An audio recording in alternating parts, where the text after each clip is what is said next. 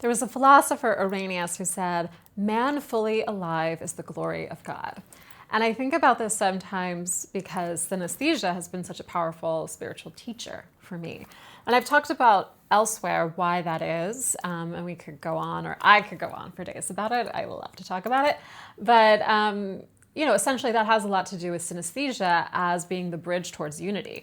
The sense is not as 5 or 6 distinct avenues for perceiving the world, but is actually one big uber sense through which the fundamental vibrations and frequencies of nature, of source, of everything can be intuited as all at the same time. And yes, there's different expressions of it, but it's all still emanating from one underlying vibration.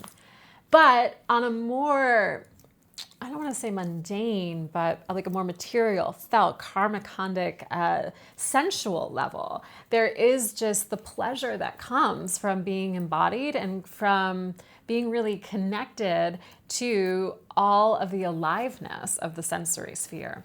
And what is that aliveness? That is the Devata level, as we would say in the Vedic purview, or the celestial. It's God showing up in the everyday. And so when we start to talk about God consciousness, or how God starts to make himself manifest as our awareness grows through this, particular spiritual tradition, I think it's very easy, especially coming from the Western purview or background, as many of us come from, to think of it as like God's going to reveal himself like in the face of the mountain, or he's suddenly going to start speaking to me through a flower, or suddenly I'm going to see this very distinct image of something that I recognize as God in my breakfast cereal.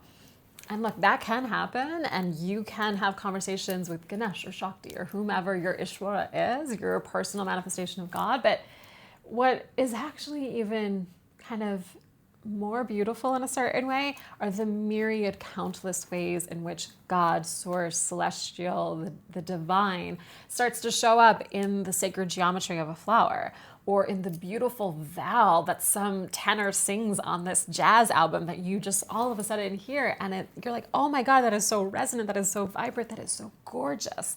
And it makes you feel alive because there is a beauty that it transcends words to capture it.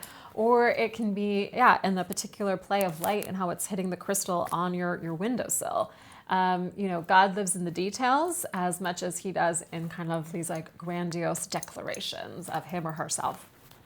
So this is why that which brings you pleasure, that which is just sensually stimulating or sensorially really satisfying, that is if not God, I would argue it is certainly a clue to where to find him or her, right? And so not to eschew that yes, we are not the body. The final teaching of Vedanta is I am that I, and all that ever was is consciousness, and that consciousness can persist beyond the physical confines of this sack of bones and skin. But that said, the body paradoxically is this bridge. It is this wondrous teacher. It is a training ground for how consciousness can play and display, not only as my own individualized sense of unity incarnate as Holly, but also to be able to see a much greater awareness of what consciousness writ large, which is really myself by extension, is capable of. And so we connect to that through beauty, essentially.